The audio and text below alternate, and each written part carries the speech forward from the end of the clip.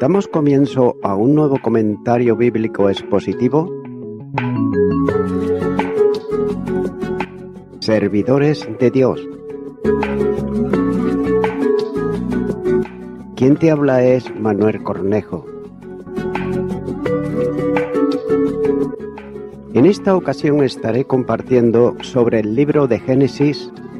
En Génesis, capítulo 21 y los versículos 1 y 2, donde dice: Visitó Jehová a Sara como había dicho, e hizo Jehová con Sara como había hablado.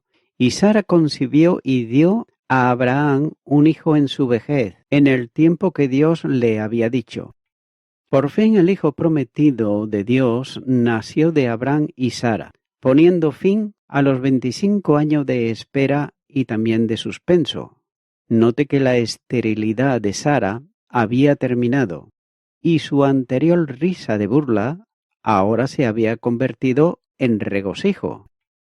Es por eso que llamó al niño Isaac, que literalmente significa él se ríe, y también anticipó que su alegría sería compartida universalmente. Pero este no sería el caso, porque el nacimiento de Isaac ahora significaba que el hijo de Abraham, a través de Agar, ya no sería su único heredero. Y como suele suceder, la alegría de una persona resultó ser la fuente de los celos de la otra. Y es por eso que Ismael comenzó a burlarse del estatus de Isaac. Naturalmente esto llevó a Sara, la que había persuadido a su esposo a dejar de esperar en Dios y tener un hijo con Agar, en primer lugar, a pedir que los echara fuera.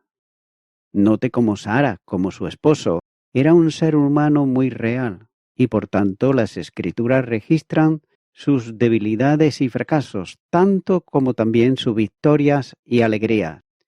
Sin embargo, aunque estaba lejos de ser profeta, el Nuevo Testamento la señala como una mujer de gran carácter, digna de nuestra emulación en el día de hoy, ya que puede ser una sorpresa en nuestros días modernos de mujeres liberadas, el descubrir que ella nunca dirigió una corporación ni se postuló para presidente.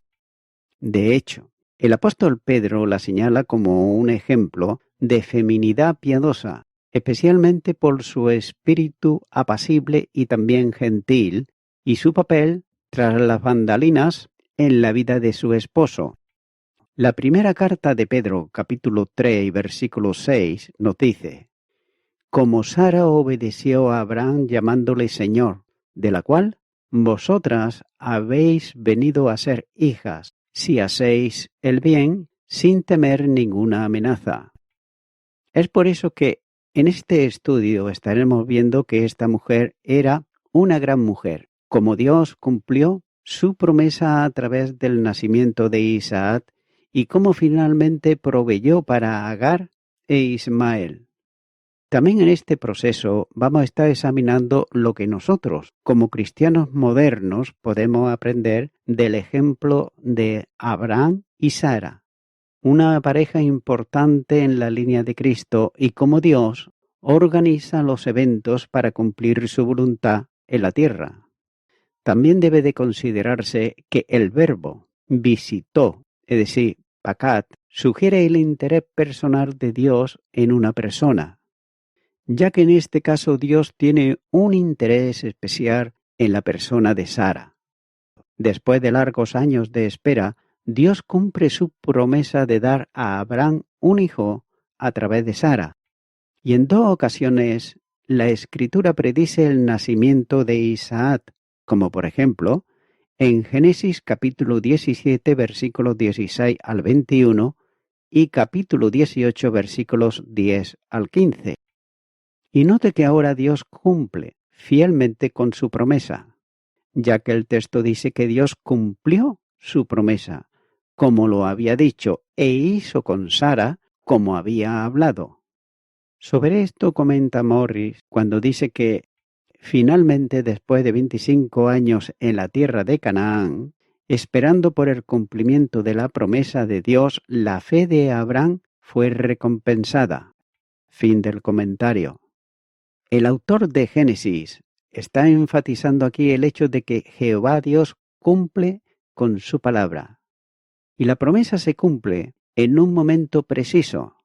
Jehová hizo como había dicho, tal como había hablado. Versículo 2 dice que Sara concibió en el tiempo que Dios le había dicho. Por supuesto, el tiempo no fue el tiempo de Abraham, sino que fue el tiempo de Dios. Y esa es la manera como siempre es y debe de ser. Por otro lado, la impaciencia está fuera del lugar cuando se trata de las promesas de Dios. En última instancia, la fe de Abraham está enmarcada en la confianza en la palabra de Dios. Note que no es fe por el hecho de ser fe o por algún sentimiento subjetivo, sino que descansa sobre las promesas tangibles de la palabra de Dios, es decir, una confianza objetiva en el Señor y también en sus promesas. También debe de notarse, por ejemplo, que el texto dice que visitó Jehová a Sara y Sara concibió y dio a Abraham un hijo en su vejez, en el tiempo en que Dios le había dicho. Versículo 2. Es muy apropiado que el acto del cumplimiento de la promesa se relacione con Jehová, porque Él es Dios, guardador del pacto, lo que es enfatizado mediante la repetición del nombre de Jehová a final del versículo 1. Continuará con el versículo 3, donde dice: y llamó a Abraham el nombre de su hijo, que le nació, que le dio a luz Sara, Isaac.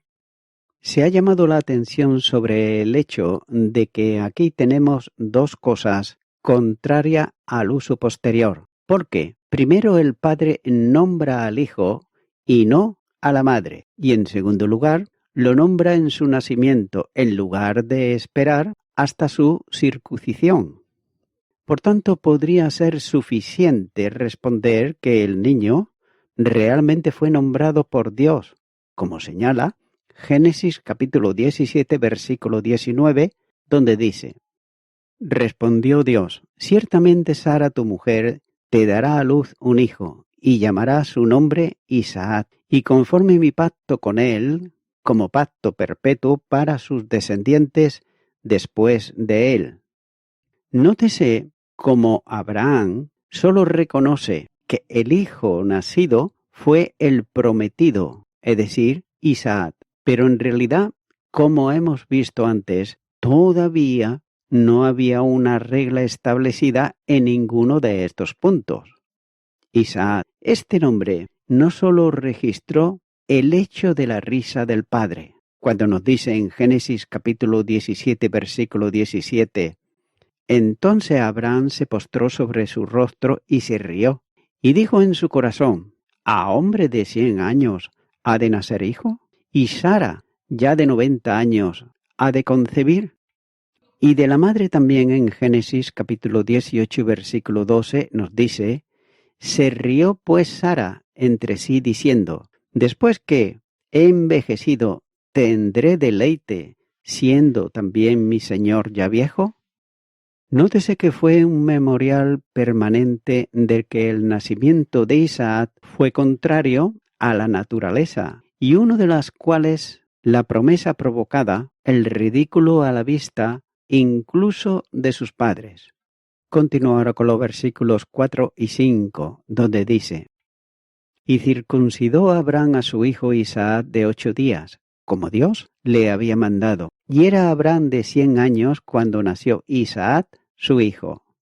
Cuando Isaac tenía 8 días, Abraham lo circuncidó como Dios le había ordenado hace mucho tiempo atrás, en Génesis capítulo 17, versículo 12, donde dice: y de edad de 8 días será circuncidado todo varón entre vosotros, por vuestras generaciones, el nacido en casa y el comprado por dinero a cualquier extranjero, que no fuere de tu linaje.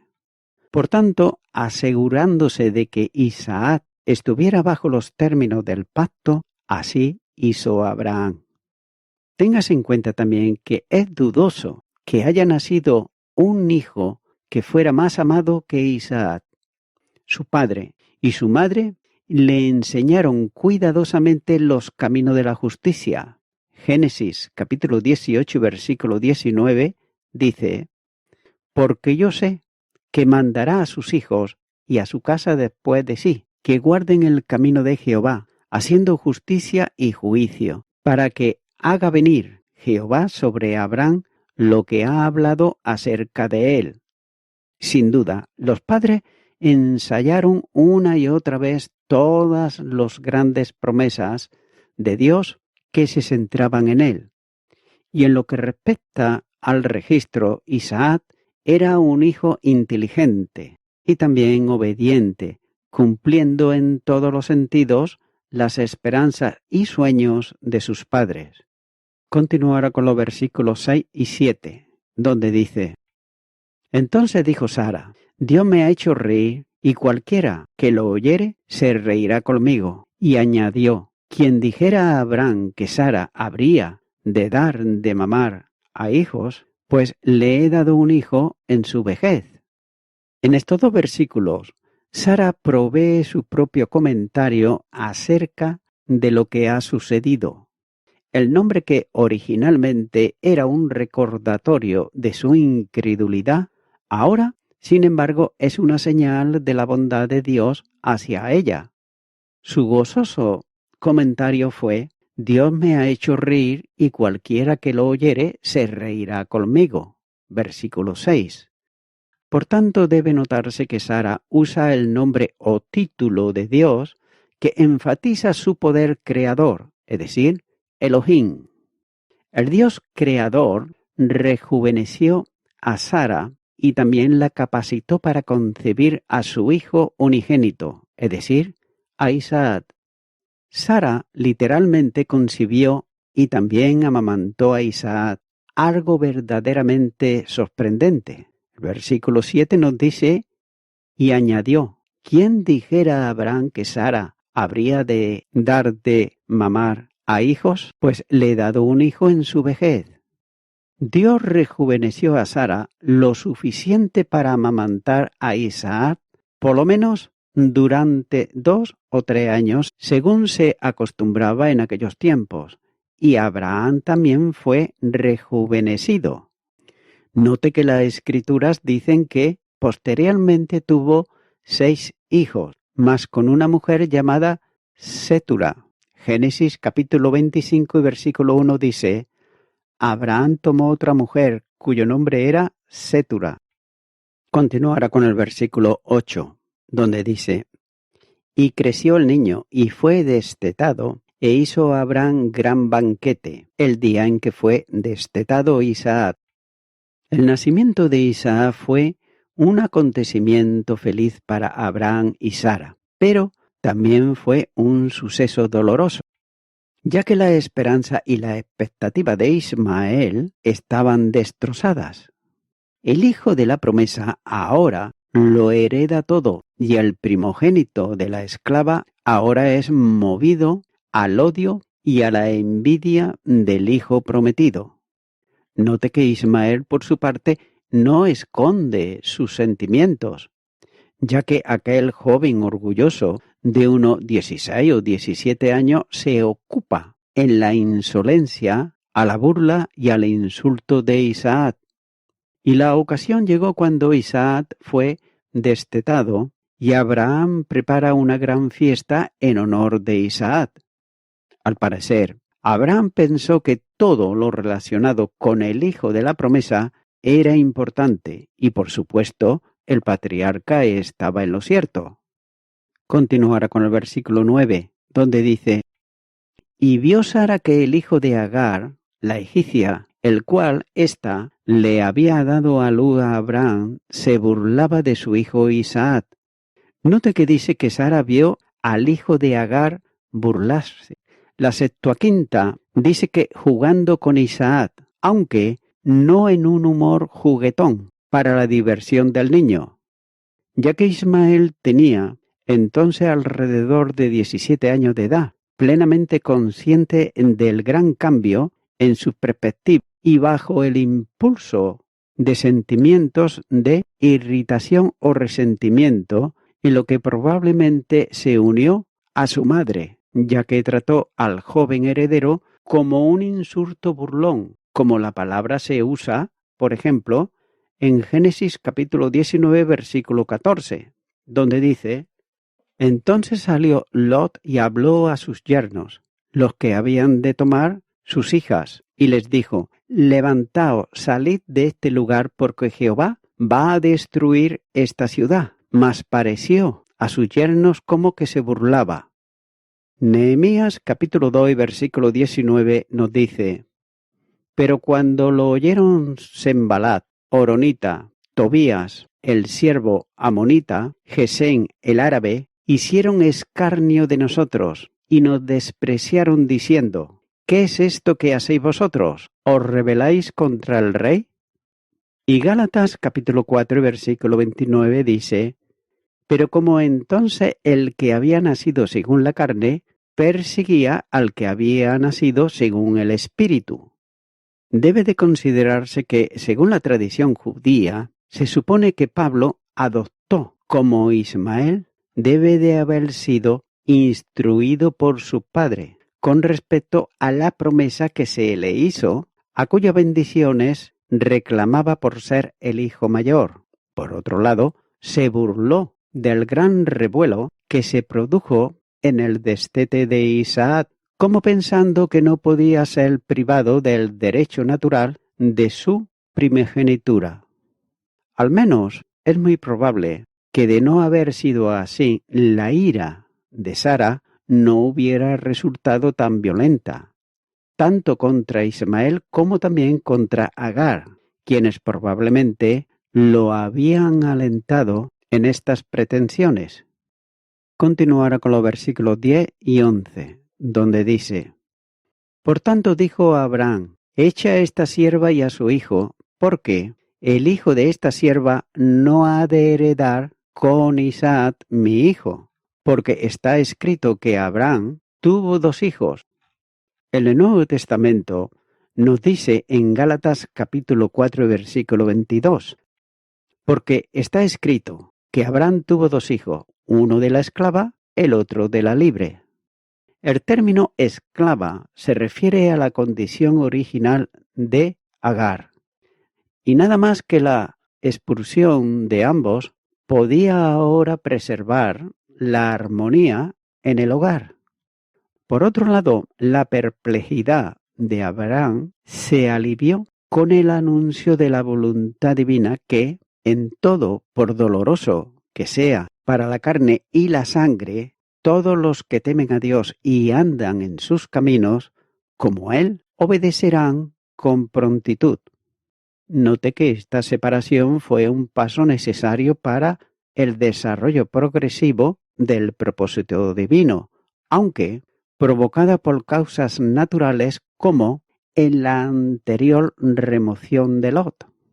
Si Abraham fue entonces informado o no de la razón más profunda de la separación, su propia mente observadora y reflexiva debe de haber percibido el rasgo mental de Ismael, así como las indicaciones inequívocas de la bendición divina, apuntando en otra dirección, que la promesa no estaba destinada a cumplirse en ese hijo, cuya permanencia más prolongada, por lo tanto, en la casa del patriarca, sería por otro lado una fuente de vergüenza cada vez mayor. Además, la subordinación de todos sus deseos, incluso de los afectos paternos, el objeto de su alta vocación, fue parte del entrenamiento religioso al que fue sometido Abraham, y su firmeza en esta prueba a sus sentimientos naturales, ya que formó una nueva etapa de avance en esa. Por tanto, podemos ver la fe que vence al mundo, ya que esta historia, como nos dice el apóstol, es una alegoría que simboliza o ilustra los 2 pactos. Uno, el de la ley de Moisés, que producía esclavitud porque Agar es representada por el monte Sinaí en Arabia y en consecuencia por el Jerusalén literal, y el otro, el Evangelio, la Jerusalén espiritual, la ciudad celestial o cristiana que está libre de la ley de la servidumbre. En otras palabras, mientras que Agar y Sara eran personajes reales y se situaban entre sí en las relaciones mutuas de sierva y señora, eran significativamente de dos relaciones superiores, a saber, las de la Iglesia antigua y la cristiana. La persecución del hijo del egipcio fue típica de la aflicción de la Iglesia, ya que la simiente espiritual de Abraham por parte de un mundo incrédulo. Continúo ahora con los versículos 11 al 13, donde dice: Este dicho pareció grave en gran manera a Abraham a causa de su hijo. Entonces dijo Dios a Abraham: No te parezca grave a causa del muchacho y de tu sierva, en todo lo que te dijere Sara. Oye su voz, porque a Isaac te será llamada descendencia. Y también del hijo de la sierva haré una nación, porque es tu descendiente. Nótese que el texto está aquí revelando el fracaso de Abraham al no comprender la esencia de la situación por su angustia por tener que echar fuera a Ismael. Este dicho, echa a esta sierva y a su hijo, pareció grave en gran manera a Abraham a causa de su hijo, como señala el versículo 11, ya que su afecto por Ismael había empañado su discernimiento espiritual, como ocurre con frecuencia en la experiencia humana. Es por eso que Dios manda al patriarca a obedecer los deseos de Sara y le recuerda que en Isaac te será llamada descendencia. Versículo 12. Y una vez más, el apóstol Pablo hace uso de este texto en el Nuevo Testamento y también lo hace en el autor de la carta a los Hebreos, en el capítulo 11, versículo 18, donde dice: Por la fe Abraham, siendo llamado, obedeció para salir al lugar que había de recibir como herencia, y salió sin saber a dónde iba. También el argumento del apóstol Pablo en Romanos capítulo 9 y versículo 7 deja bien claro que la aceptación de Isaac está arraigada en la divina gracia electiva aparte de las obras. Es por eso que nos dice: ni por ser descendientes de Abraham son todos hijos, sino en Isaac te será llamada descendencia. De modo que la doctrina de la elección es el corazón del obrar del plan divino para el hombre.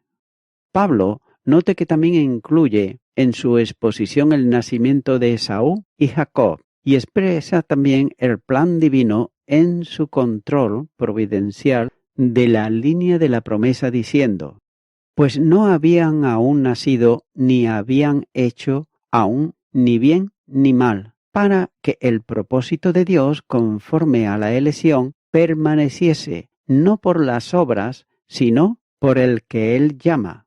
Romanos capítulo 9, versículo 11.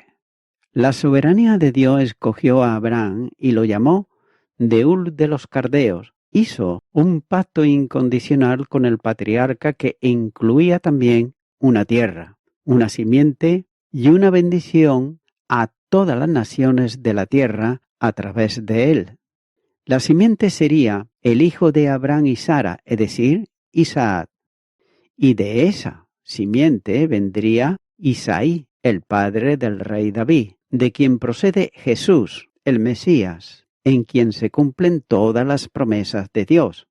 Romanos capítulo 1 y los versículos 1 al 6 nos dice: Pablo, siervo de Jesucristo, llamado a ser apóstol, apartado para el Evangelio de Dios, que él había prometido antes por sus profetas en las Santas Escrituras, acerca de su Hijo, nuestro Señor Jesucristo, que era del linaje de David, según la carne, que fue declarado Hijo de Dios con poder, según el Espíritu de Santidad, por la resurrección de entre los muertos, y por quien recibimos la gracia y el apostolado para la obediencia a la fe en todas las naciones por amor de su nombre, entre las cuales estáis también vosotros, llamado a ser de Jesucristo. Continúa ahora con el versículo 14, donde dice: Entonces Abraham se levantó muy de mañana, y tomó pan y un odre de agua, y lo dio a Agar, poniéndolo sobre su hombro, y le entregó al muchacho, y la despidió. Y ella salió y anduvo errante por el desierto de Beerseba. Abraham contempla con determinación la dificultad que enfrenta. Note que se levanta temprano en la mañana y ejecuta la desagradable tarea. Y una vez más vemos la pronta obediencia de parte del patriarca. Génesis capítulo 22, versículo 3 nos dice: Y Abraham se levantó muy de mañana y enarboló su asno y tomó consigo 2 siervos suyos y a Isaac su hijo, y cortó leña para el holocausto, y se levantó y fue al lugar que Dios le dijo.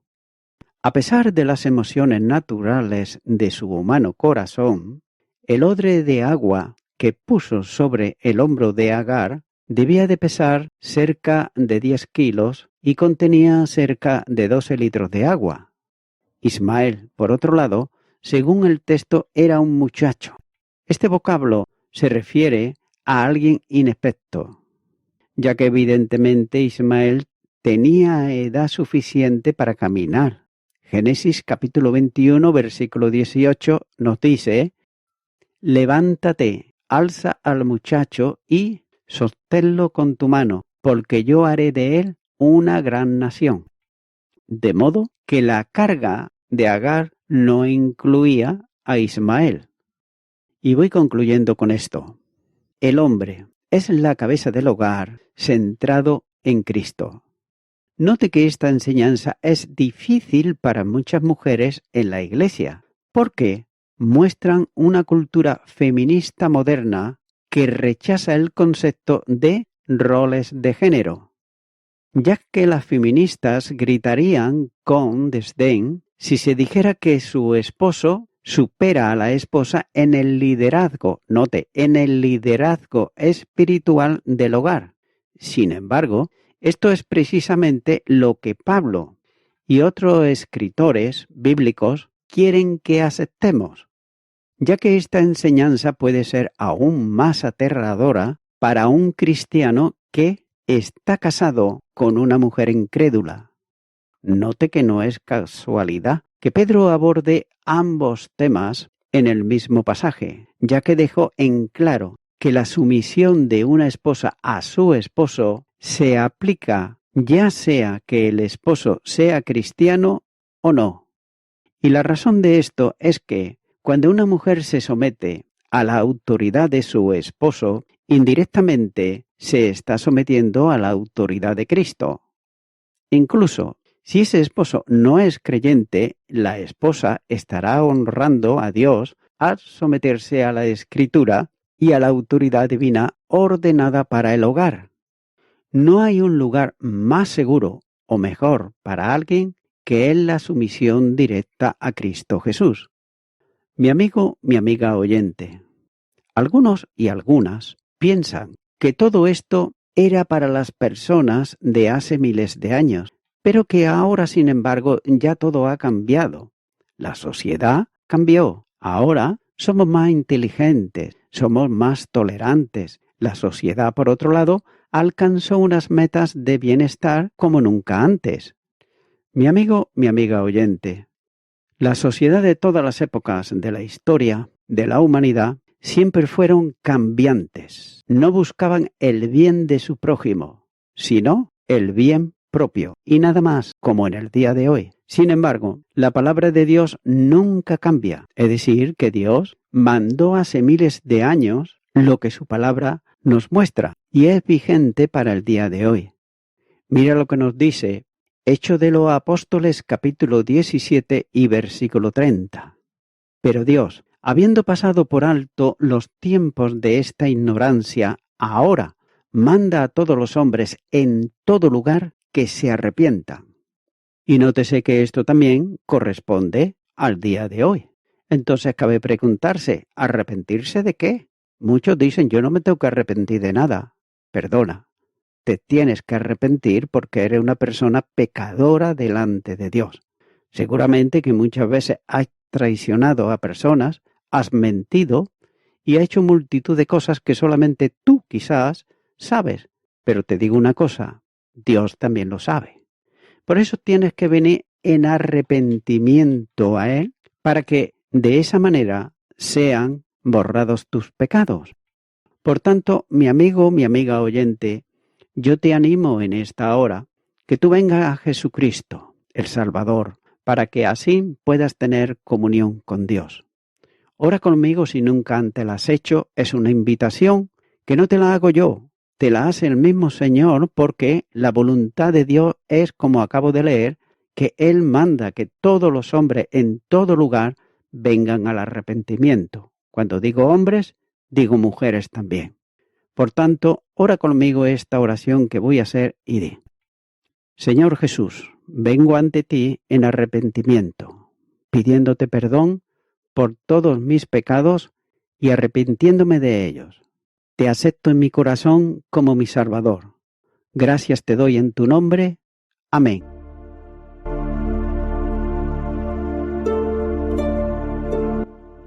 Amigo y amiga oyente, si tú has hecho esta oración de corazón, te recomiendo que comiences a orar a Dios, en primer lugar, en el nombre del Señor Jesucristo. Orar a Dios no es rezar, sino que es hablar con una persona. También te recomiendo que leas la palabra de Dios y lo hagas a diario. Comienza, por ejemplo, con el Nuevo Testamento. Y también, por último, te recomiendo que para que puedas crecer espiritualmente, te congregues en una iglesia cristiano-evangélica, donde se predique, se enseñe y se practique la sana doctrina y la palabra de Dios. Congrégate ahí y con el tiempo podrás crecer espiritualmente y también servir al Señor Jesucristo. Que Dios te bendiga. Y a toda la audiencia, nuevamente ya me estoy despidiendo de todos ustedes y será hasta el próximo programa. Que Dios os bendiga a todos.